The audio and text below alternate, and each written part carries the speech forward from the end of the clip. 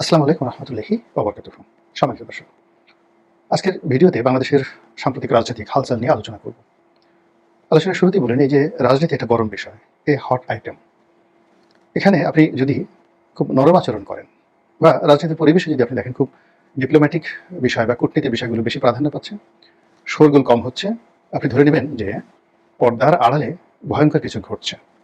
এক দুই নম্বর হলো যে আমাদের যে রাজনীতি, আমাদের দেশের যে রাজনীতি, সেই রাজনীতির মধ্যে যে চাল, হাল, কূটকৌশল, এগুলোর সঙ্গে আপনি অনেকটা জিলাপির সঙ্গে তুলনা করতে পারেন।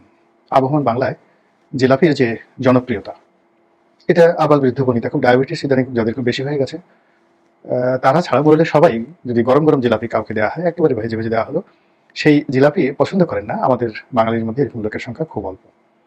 দুই নম্বর হলো যে জিলাপির বৈশিষ্ট্য, বলা হয় যে জিলাপিতে আড়াইটি পেস দেওয়া হয়। তো দুটো চক্কর দেওয়া হয়, দুটো চক্কর দিয়ে আবার মাঝামাঝি আর একটা টান দিয়ে এই জিলাপির যে ভাঁজ, এই ভাঁজটি যাকে বলা হয় ক্লোজ করা হয়। তো আড়াই প্যাঁচের এই জিলাপি এখন আর নেই, এখন জিলাপিতে বহু প্যাঁচ হয়ে গেছে, কিন্তু বাঙালি কালচারে এই আড়াই প্যাঁচটি রয়ে গেছে। আড়াই প্যাঁচ যদি আপনি ধরেন, আমাদের দেশের আবহমান বাংলার নারীর যে শাড়ি পরার যে রীতি, এখানে জনপ্রিয় কিন্তু আড়াই প্যাঁচ। আবার যদি পুরুষের ধুতি পরা, একটা সময় পুরুষ ধুতি পরতো, হিন্দু মুসলমান সবাই এদেশে যারা আছেন তারা ধুতি পরতেন, তো সেই ধুতির ক্ষেত্রেও কিন্তু আড়াই প্যাঁচ অত্যন্ত জনপ্রিয় একটা বিষয়। আর সেই শব্দ থেকে আড়াই শব্দটি এখানে এসেছে। মূল ব্যাপার হলো যে আড়াই শব্দটিকে দিয়ে যদি আপনি ধরেন, আমাদের দেশে যে কোনো কাজ সুষ্ঠুভাবে করার জন্য সাধারণত ডবল লেয়ার, দুই স্তরের একটা আলাপ আলোচনা থাকে। যেমন বিয়ে শাদী, এই যে দেখুন বিয়ে শাদী মানে ডবল কথা, আলাপ আলোচনা। তো এই যে বাংলা ধারায় যে বিয়ে শাদী, আলাপ আলোচনা, আলাপ সালাপ, গপ্প সপ্প, মানে সব জায়গাতে আমাদের কালচারের সঙ্গে দুই স্তরের একটা রক্ষা বহু রয়ে গেছে। আর সেটিকে মোটামুটি আড়াআড়িভাবে যদি আপনি সেটিকে একটা শেপ দিতে চান, তাহলে এই যে রক্ষা বহুটা রয়েছে, সেই রক্ষা বহুর মাঝামাঝি আপনাকে একটা টান দিতে হবে, একটা বাঁধ দিতে হবে। তো এই জিলাপির প্যাঁচ, শাড়িতে আড়াই প্যাঁচ, তারপরে ধুতিতে আড়াই প্যাঁচ, এরপরে আমাদের যে প্রবাদ প্রবচনে যে প্রতিটি শব্দের সঙ্গে একটা সহ শব্দ থাকে, এই কালচারের সঙ্গে পাল্লা দিয়ে আমাদের যে রাজনীতি, সেই রাজনীতিতে গরম নরম একটা ভাব থাকবে। মানে এখানে খুব গরম থাকবেন একচেটিয়া ভাবে, এখানে আপনাকে যেভাবে একটা ফ্যাসিবাদী চরিত্র দিয়ে দেবে, আপনি ইচ্ছা করলে হিটলারের মতো বা মুসলিনের মতো এই বাঙালিকে আপনি খুব বেশি দিন রাখতে পারবেন না। এই বাংলাদেশে বহু মানুষ চেঙ্গিস খান হওয়ার চেষ্টা করেছেন, হালাকু খান হওয়ার চেষ্টা করেছেন, কিন্তু পারেননি। তারা একবার চেষ্টা করেছেন, দুইবার চেষ্টা করেছেন, এবং আড়াইবারে গিয়ে তারা জাস্ট তাদের জীবনের ছেদ ঘটেছে।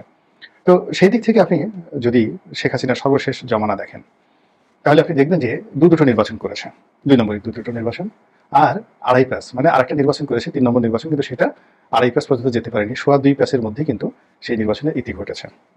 তো আমাদের এই যে বাংলায় বর্তমান যে রাজনীতি চলছে, এই রাজনীতিতেও এখন আড়াই প্যাসের খেলা চলছে, গরম গরম জিলাপির যে আবহাওয়া, সেই আবহাওয়াটা চলছে। আপনি যদি ধরুন যে এখানে বিএনপি এবং জামাত, এই দুটো বৃহত্তর রাজনৈতিক দল এখানে আছে, কিন্তু এই দুটো দলের মধ্যে একটা রেখা দেওয়ার মতো, আড়াই প্যাচ দেওয়ার মতো, যেখানে এই দুটো রাজনৈতিক দলের মধ্যে একটা বন্ধন তৈরি করবে, সেই শক্তিটা নেই। অতীতের কথা চিন্তা করেন, বিএনপি এবং আওয়ামী লীগ যখন রাজনীতি করতো, সেখানে আড়াই প্যাচ দেওয়ার জন্য জাতীয় পার্টি ছিল, আড়াই প্যাচ দেওয়ার জন্য জামাত ছিল। আর এখন দুটো রাজনৈতিক দল দুটো ভিন্ন অ্যাঙ্গেল থেকে রাজনীতি নিয়ন্ত্রণ করার চেষ্টা করছে, এবং এখানে এই দুটো রাজনৈতিক দলের মধ্যে একটা বন্ধন কিংবা ধরুন একটা যাকে বলা হয় রাজনৈতিক সম্পর্ক, এটা হওয়ার মতো কোনো অবস্থা নেই। ফলে আমাদের যে বাঙালির যে সাহিত্য, সংস্কৃতি, অভ্যাস, মন মানসিকতা, বাঙালির যে কুষ্ঠি বিচার, অতীত, বর্তমান এবং ভবিষ্যৎ একত্র করে আগের জ্যোতিষীরা যেভাবে অনেক কিছুর যাকে বলা হয় ভবিষ্যৎ বলে দিতে পারতেন বা বলতেন, এটা একটা ম্যাথমেটিক্যাল টার্ম, সেই ম্যাথমেটিক্যাল টার্মে এখন আমাদের যে রাজনীতি, সেই রাজনীতি ছন্দ হারা হয়ে পড়েছে। এগুলো এক। 2 নম্বর হলো যে জিলাপির মধ্যে আপনি যদি দেখুন দুটো প্যাচ থাকে, প্রথম প্যাচটা খুব বড় থাকে, তারপরে কাছাকাছি আর একটা প্যাচ থাকে। প্রথম প্যাচ এবং দ্বিতীয় প্যাচের মধ্যে যদি খুব বেশি পার্থক্য থাকে, তাহলে এখানে আড়াই প্যাচ দিয়েও আপনি জিলাপিকে রাখতে পারবেন না, ভেঙে যাবে। তো সেই ক্ষেত্রে যেটা হচ্ছে যে আমাদের রাজনৈতিক দলগুলো ক্ষমতা কেন্দ্রিক, প্রথম প্যাচটি মাঝে মধ্যে বড় হয়, দ্বিতীয় প্যাচটি তার চেয়ে একটু ছোট হয়।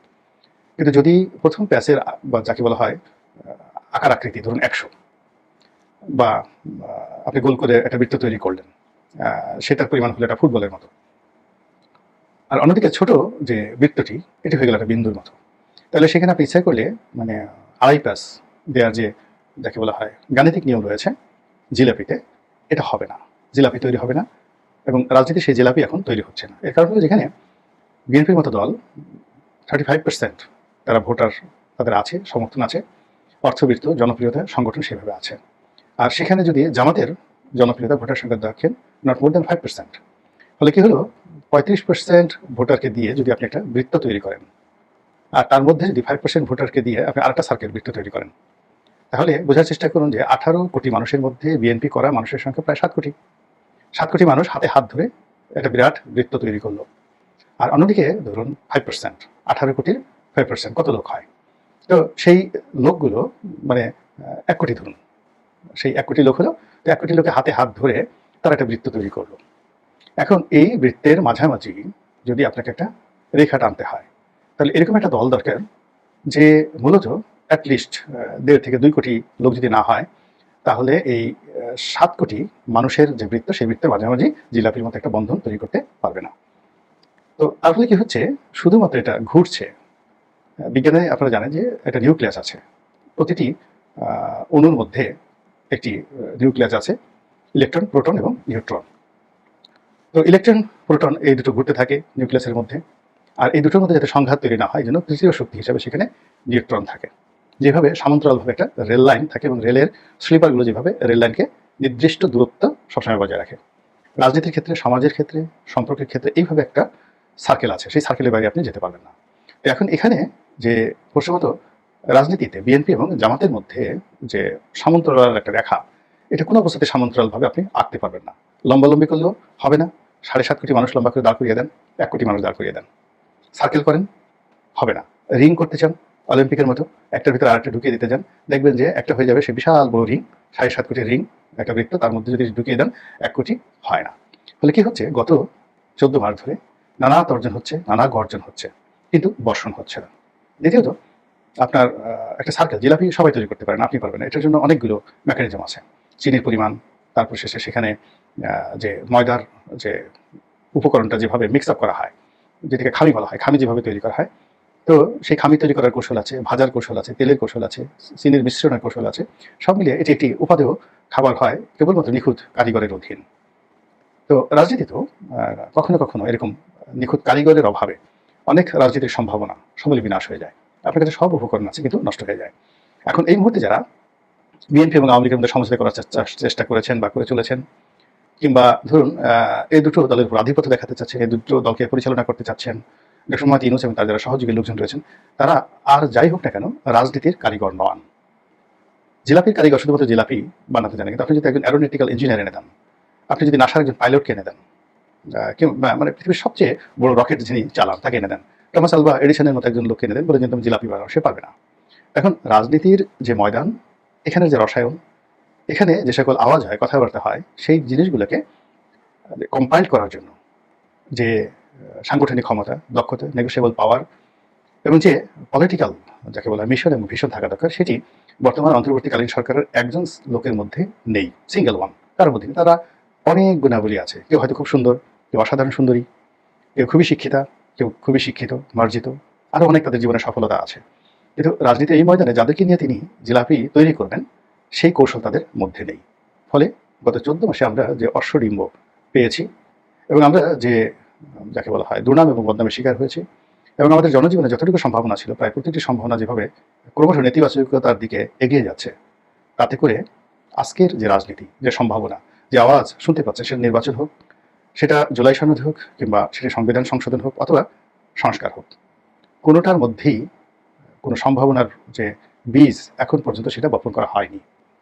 ফলে দিশাহীন একটা জাতি অনির্ধারিত একটা গন্তব্যে এগিয়ে চলছে।